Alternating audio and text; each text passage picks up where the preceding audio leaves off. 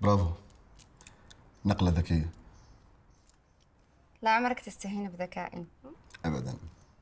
عيل ليش ما تحب تلاعبني؟ لأني ما أتحمل تكونين عدوتي. أنا في الشطرنج ما أرحم.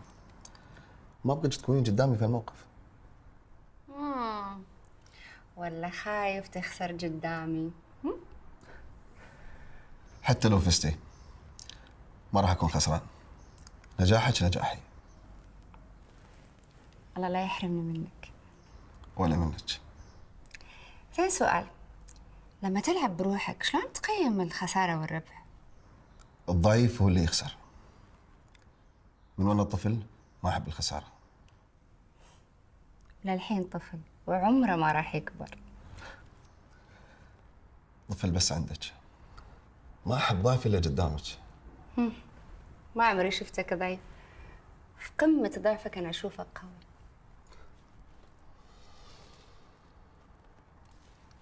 ما ودي أتحرك من عندك، لكن نداء العمل والواجب وتأخرت يارا ويلا هاف ا جود داي وباي، مو كذي؟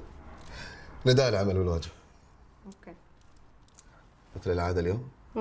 للعادة.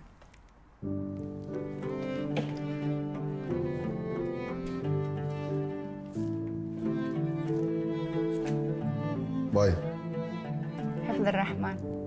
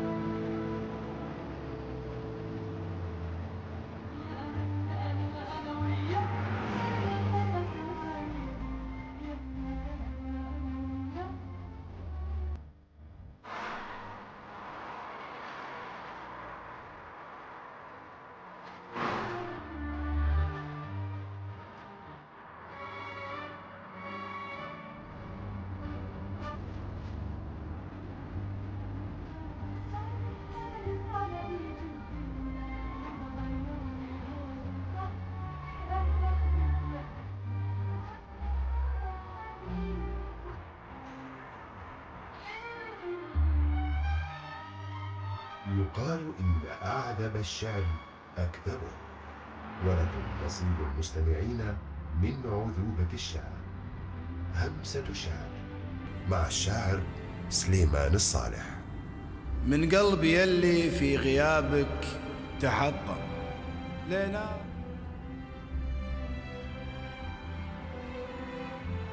ما هو ضروري ننجرح لين نفهم إنا خلقنا لبعضنا وإننا غير، وما هو ضروري لنجرحنا نتكلم ونحسب قليل أخطائنا والمخاسير، لكن ضروري لنجرحنا نتبسم ونداوي جروح البعاد بتباشير، وأيضا ضروري من الجروح نتعلم ونكمل المشوار من دون تقصير، ونكمل المشوار من دون تقصير.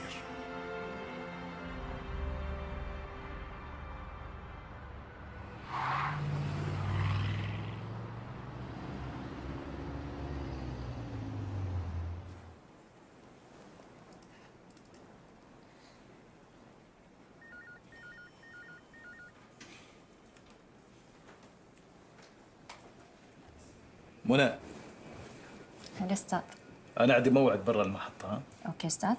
بحاول ما أتأخر. هسه ما شر، مو من عوايدك تطلع من المكتب الصبح. لا ما في شيء، موضوع عائلي بس. يلا مع السلامة.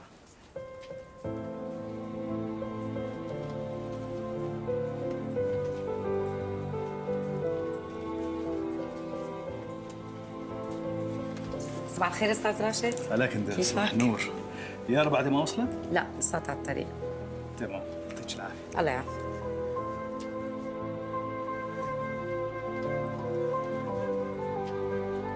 مرحبا استاذ راشد. هلا ميثا. ايش حالك؟ تمام. كيف الامور؟ كل الامور تمام الحمد لله. يعطيك العافيه. الله يسلمك.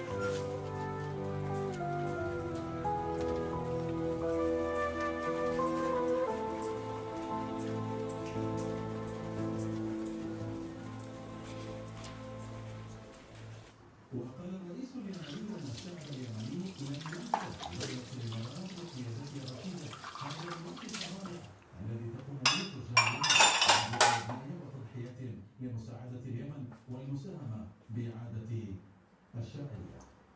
قام فخامة الرئيس اليمني عبد الرب منصور هادي صباح اليوم بزيارة إلى مقر قوة الإمارات في عدن المشاركة ضمن قوة التحالف العربي الذي تقوده المملكة العربية السعودية الشقيقة في عملية إعادة الأمل لدعم الشرعية في اليمن. وكان في استقبال فخامته والوفد المرافق له قائد القوات يا أبويا وكبار الضباط والجنود. ما يستوي شي يا وليدي. وقدم الرئيس 24 ساعة الليالس لا تاكل لا تشرب مجاب لي هالأخبار. دعينا الله العلي مالي نفس يمه خلاف ان شاء الله خلاف. ما يستوي يا ولدي جسمك له عليك حق. ما علي خليني شوي يمه. ازي الحين انت ما تفهمني شو تبغى بالضبط. ما اعرف يمي، انا مستحي من عمري وبطير ربيعي وانت تعرفينه، دارسين من الابتدائي للجامعه، متخرجين من نفس الكليه، شوفي هو وين وانا وين. شوف يا وليدي انا ربيتك تربية رجال والبلاد الحين محتاجة لكم كلكم، ومني انا اقول لك قدام اول وحدة اقول لك الحين جدة مروح، والله ان شاء الله بيحفظكم واللي تباه بيصير.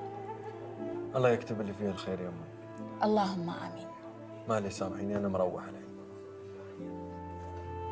عليك الله خير حافظ. الله يحفظك ويوفقك يا رب وين ما قبلت.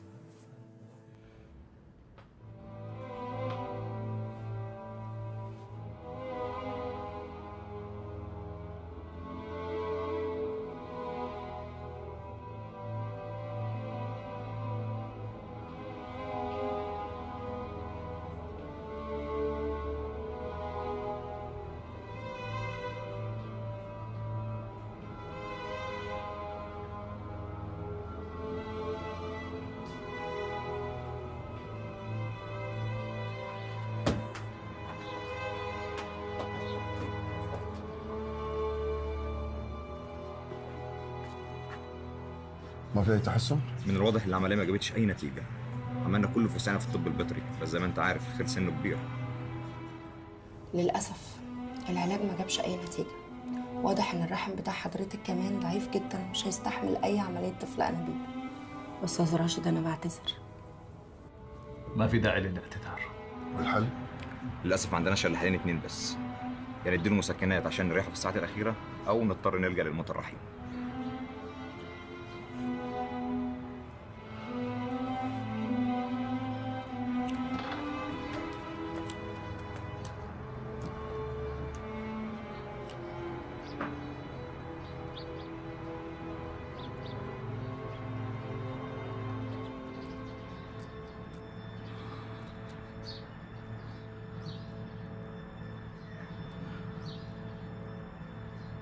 اختار الحل الثاني.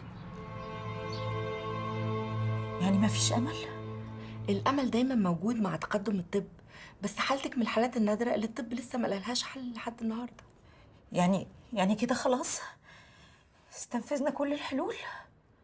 خلي أملك في ربنا كبير وإن شاء الله هيبقى في حل. شكرا دكتورة. مع السلامة.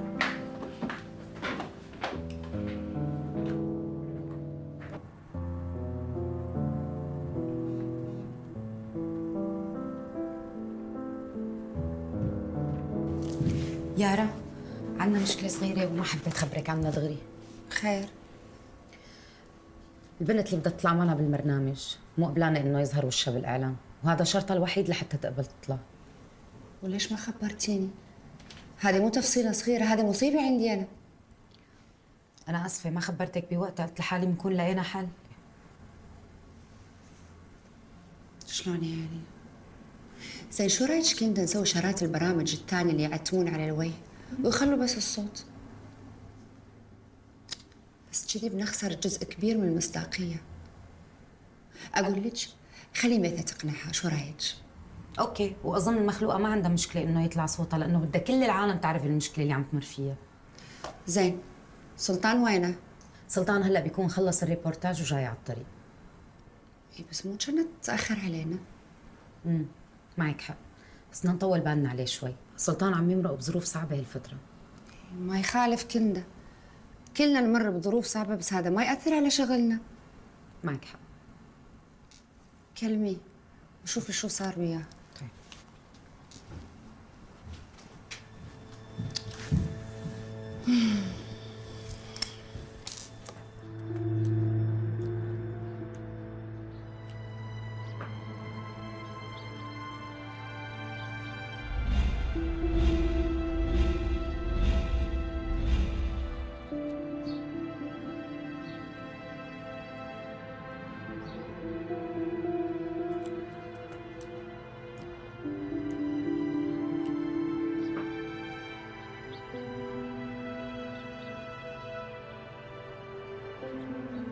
اوكي يلا بانتظارك، مع السلامه.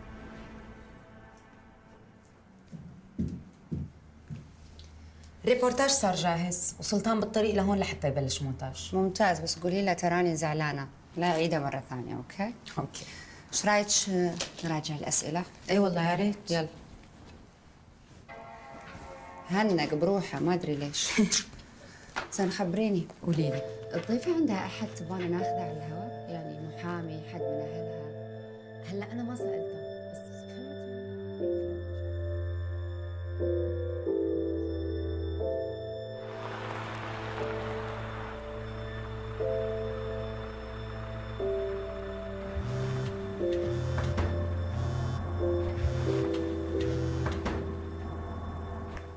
الو. يارا. هلا حبيبي، شو فيك؟ لا انا ما فيني شيء، بس حبيت اطمن عليك. انت بخير؟ الحمد لله، خلصت الحلقة، أمورنا كلها تمام. أنت شو بلا صوتك؟ لا انا ما فيني شيء. شو يعني ما في شيء؟ ما أعرفك أنا عبد الله، لا تخرعني، شو فيك؟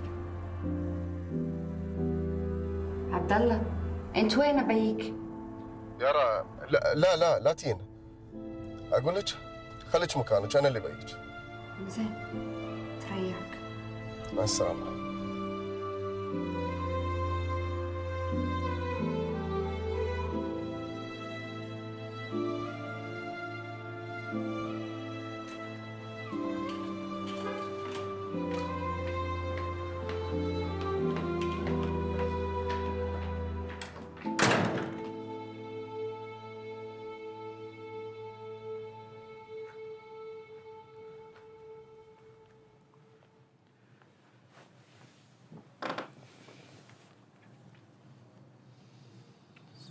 ما بيش تسألين،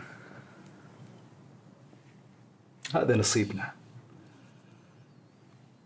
وبعدين الدكتورة قالت إن للحين في أمل ولو ضعيف. وفاء أنت مؤمنة، وهذه إرادة الله سبحانه وتعالى ما لنا يد فيها، وأنا راضي.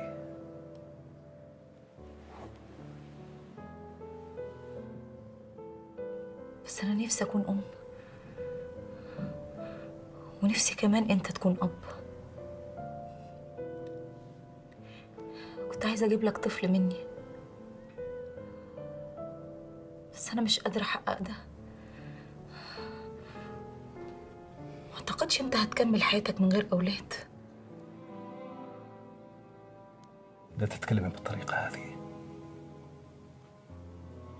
حبي لك أكبر من كل هالأمور. مفيش راجل في الدنيا ما يتمناش يكون أب.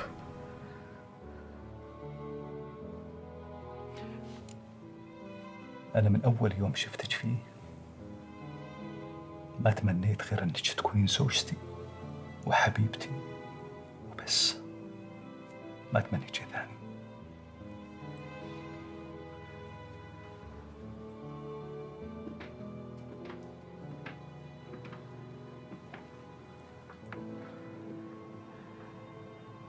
انت مالكش ذنب. كلامك بصراحة بدي يضايقني. وفاء، الحقيقة الوحيدة اللي أنا أعرفها إني أحبك.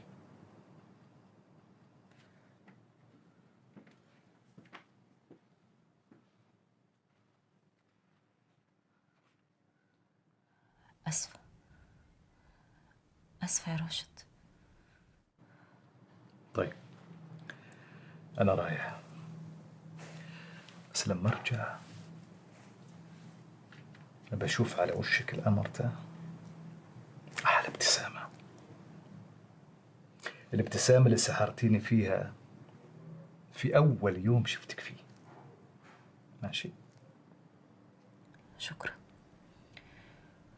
شكرا على كل حاجة. ابتسامة اشتقت لها.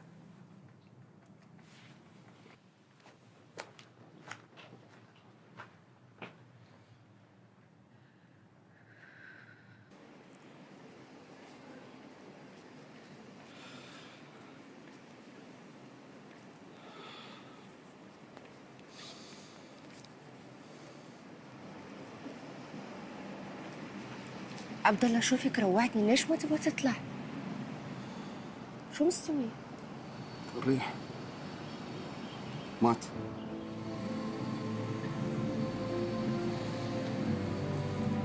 آسفة حبيبي، أعرف إيش كثر تحبها. معلش. الأطباء استنفذوا كل الوسائل، طلبوا مني أنا أوافق على الموت الرحيم. وافقت. معلش، ترى هو بعد كبر بالعمر، هذا سنة الحياة. حتى نحن ما بنت بينا يوم ونموت. عارف، بس ما توقعت ان الخبر ممكن يكون حزين علي لهالدرجة. يمكن لانه هو الخير المفضل عند ابوي. حسيت اني تذكرت لحظة وفاته. ما ادري احس اني قاعد اخرف، بس هذا احساسي. خالف حبيبي، الله يرحم الوالد، ما بك تزعل عمرك. شوي بعتذر عن حلقة اليوم وارتب اموري وياك. لا حبيبي، لا، مو لهالدرجة. راح اصير بخير. ما يصير، انت متضايق ولازم اكون وياك. لا تشيلين هم، كل الموضوع اني حبيت اشوفك، ادري بك مشغولة. ما في شيء يشغلني عنك، انت اولويتي وكل شيء بعدك. لا تشيلين هم، انا بخير. اكيد ما تبغاني اكون وياك؟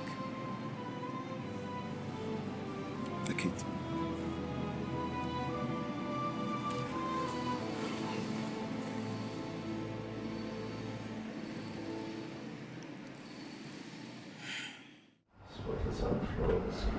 صباح الخير، يعطيك العافية على الحملة الإعلانية حق برنامج يارا، وايد مميزة.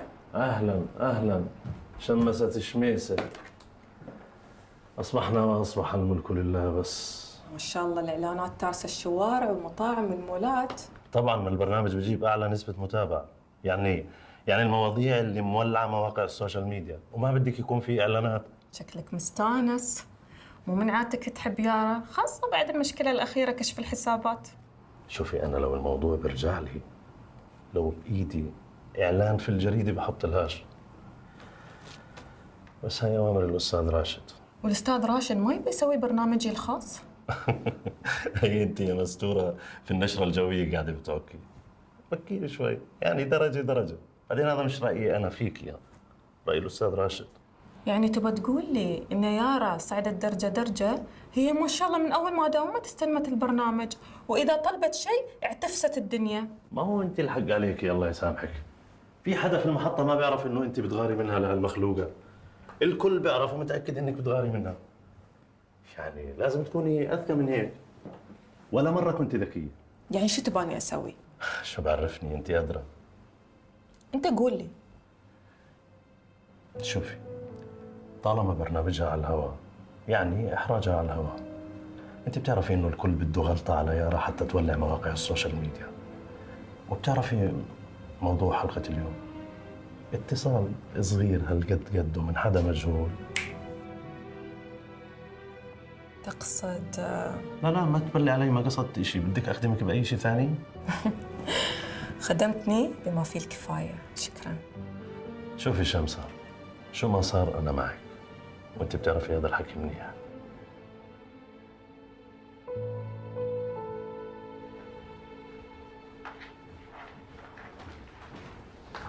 هلا يارا. هلا راشد، شو فيك؟ متأخر اليوم مو عادتك. الله يسلمك، كنت في العيادة مع أختك.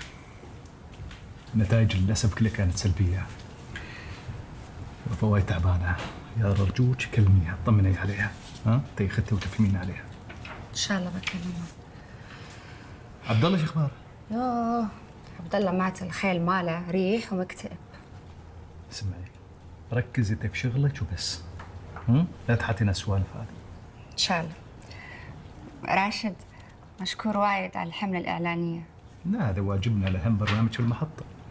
وأتوقع أن نسبة المشاهدة بتزيد يوم بعد يوم. إن شاء الله، الله يسمع منك. إن شاء الله. يارا، إيش رايك نجتمع ببيت عمي عشان خاطر وفاء، بس أنا وأنت وفاء وعبد الله، ها؟ إن شاء الله. ليش لا؟ بشوف عبد الله والمود ماله وأخبرك عن إذنك. تمام، يلا. مرحبا. مرحبا. وهذه التقارير وخلصت. يا عيني عليك، خليني لحق وصلهم على الاستوديو. يلا سلطان الله يخليك، حاول تاني مرة ما تتأخر، بتعرف يارا أنت. ابشر، فاج طيب. أنت منيح؟ إيه الحمد لله. شوفي. لا ولا شيء، عم طمن عليك. يلا. منى، تواصل مع دكتورة نادية، قولي لها أن مجلس الإدارة قرر أنك تعطين بعض المحاضرات والاستشارات النفسية للموظفين والمذيعين عندنا في المحطة. بس أستاذ راشد، المحاضرات إلزامية؟ شبه إلزامية، بس أنت عممي قرار لكل الموظفين عن طريق الإيميل. بس أستاذ راشد، اعتذر، ما بقصدي إني أتدخل، بس الدكتورة نادية أخصائية نفسية، في وايد ناس بتحسسهم الموضوع ويشوفون إنه عيب إنه يرتبط اسمهم بأخصائي أو استشاري نفساني. يعني هذا أخصائي نفسي مو بس للمجانين والمعقدين. على فكرة الشركات الكبيرة والمؤسسات الحكومية صاروا يستعينوا فيهم، يعني هذا أمر ضروري جدا صار. ودكتورة نادية بتعطينا احنا محاضرات في بث روح الإيجابية وروح الفريق الواحد عند الموظف، يعني هذا أمر طبيعي. يعني نقدر نستعين فيها في الحالات الشخصية، أو إذا حد عنده سؤال ممكن إنه يقدر يسألها. منى، طيب عندك شيء؟ ترى قولي عادي، كلنا اخوان. لا أستاذ راشد، مشكور ما قصرت، بس من باب العلم إذا حد سأل. أكيد؟ أكيد. لا، احنا بس فقط في مشاكل الشغل وظروف الشغل وهالأمور هذه تحملها المحطة، لكن إذا في شيء شخصي لا، يقدر يتواصل معها على رقمها الخاص. تامر، خلاص إن شاء الله. تمام؟ يلا توكلي على الله.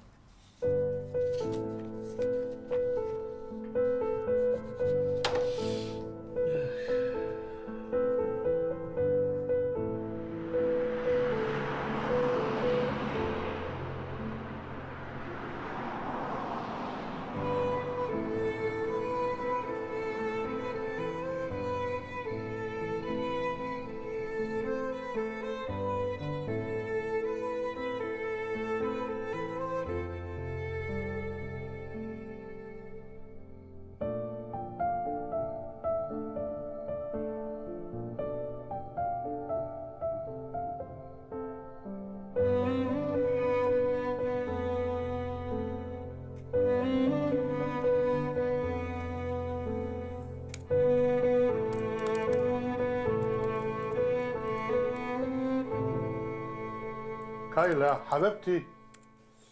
ايه بابا. الحلقة بتاعت أختك يارا هتبدأ دلوقتي، هتيجي تتفرجي عليها معايا؟ جاي يا حبيبي. طيب يا حبيبتي ما تتأخريش.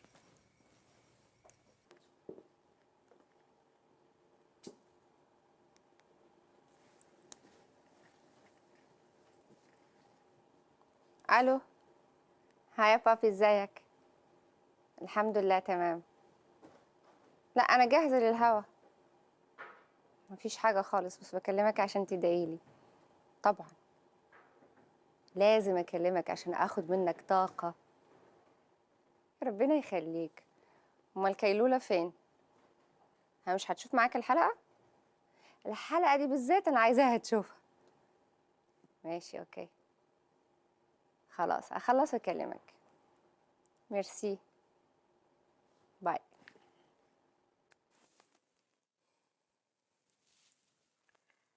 يلا بينا عشان حلقة يارا هتبدأ دلوقتي. يلا كلنا نروح نتفرج عليها.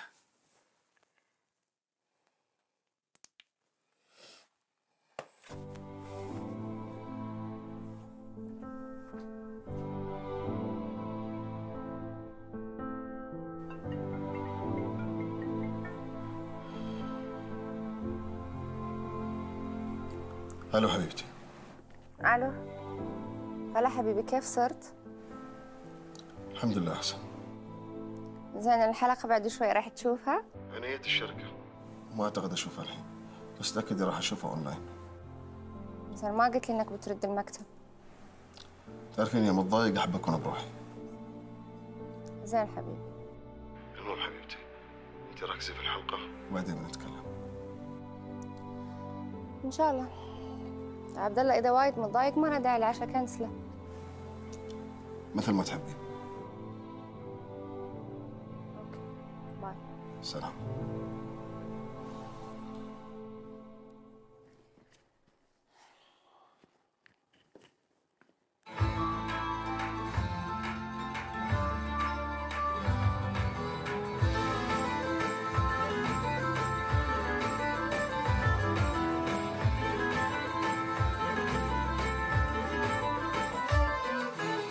مساكم الله بالخير أعزائي المشاهدين، ويا هلا وسهلا فيكم في حلقة جديدة من برنامج هامات. البعض يرى أنها أصبحت ضرورية ومن أولويات الحياة، والبعض الآخر يرى أنها شيء هامشي، وفئة أخرى ترفضها تماما. نفتح الليلة ملفا شائكا وحساسا، ملف عمليات التجميل. شئنا أم أبينا أصبح عالم التجميل عالما كبيرا مخيفا ويكبر يوما بعد يوم، خصوصا وهناك الآلاف حول العالم ينضمون إلى قائمة المجملين يوميا. ولمناقشة هذا الموضوع بشكل أدق ومفصل وعلمي نستضيف الليلة الدكتورة بسمة الرويلي، أخصائية تجديد الخلايا ومحاربة الشيخوخة. أهلا وسهلا فيك دكتورة، منورتنا اليوم. أهلا وسهلا فيكم، شكرا لكم. تقول الإحصاءات بأن حجم عمليات التجميل عالميا وعربيا يرتفع بوتيرة متسارعة جدا، فهل سنصل إلى يوم تصبح فيه عمليات التجميل أمرا ملحا لكل شخص؟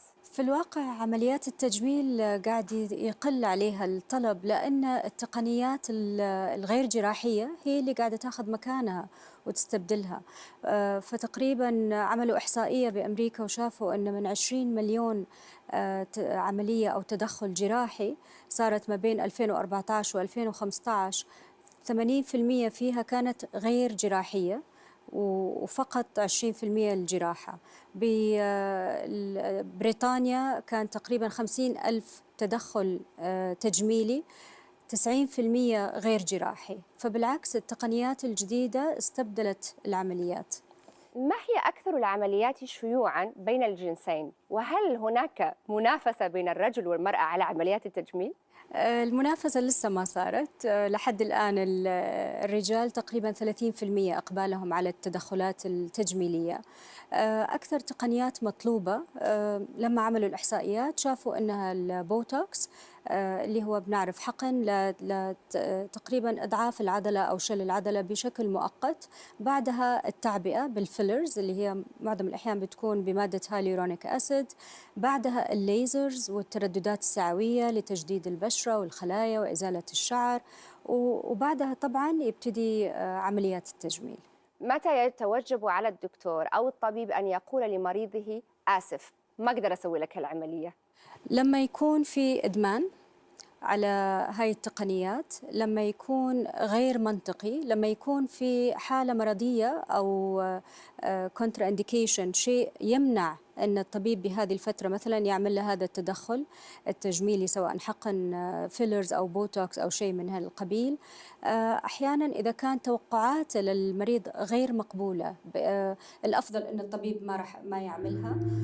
للناس اللي عندهم هوس، هذول أكثر ناس الطبيب لازم يساعدهم، لأنه بيكون عندهم شيء نفسي لازم يشتغل عليه عشان يبطل يبحث عن الجمال.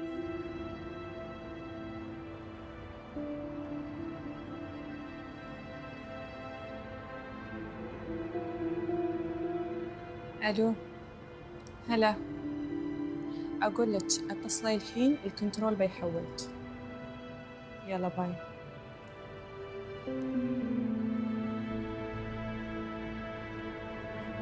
السيفتي او الامانه يعني ما فيها مضاعفات جدا قليله، معظمها يكون مؤقت.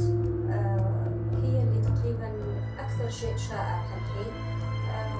ولازم دائما نذكر الاشخاص اللي يكون عند الناس المختصه اللي عندها خبره ضليعه بهذا الاتجاه. ونتابع معكم أعزائي المشاهدين حلقة عمليات التجميل مع الدكتورة بسمة الرويلي، ولكن بعد الفاصل.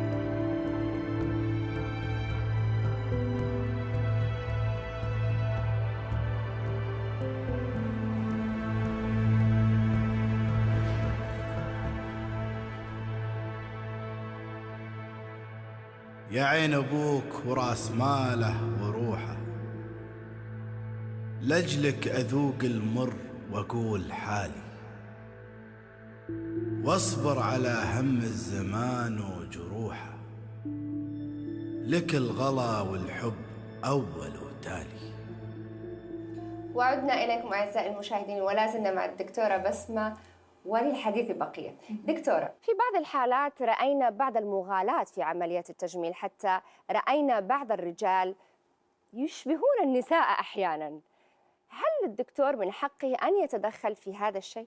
لا طبعا، دائما هنا يجي دور الطبيب انه هو يثقف ويوعي المريض، ودائما او الشخص اللي حابب يغير.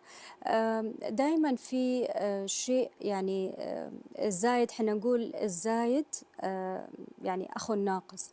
فلازم دائما الطبيب يكون هو ان كنترول، هو اللي يوجه المريض ايش الشيء اللا معقول واللي انه يرفض يعمل لي اياه. متى ما صار المريض هو اللي يشكل الدكتور ويعني راح دوره للطبيب اذا الشخص هو اللي بده يملي عليه.